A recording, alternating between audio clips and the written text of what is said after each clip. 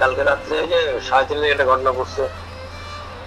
ওই যে খুলনা থেকে কিছু জামাতের লোক যাচ্ছিল, জামাতের গাড়ি ওখানে ঢাকায় চা যাচ্ছিল, পিছন থেকে আরেকটা গাড়ি এসে ধাক্কা মারার পরে 3 নম্বর গাড়ির সামনে যে ছিল জামাতের টাকুর থানার আমির, উনি আহত হওয়ার পরে ওনারা অ্যাম্বুলেন্সে করে নিয়ে যায়, পরে ডাক্তার বলছে মারা গেছে।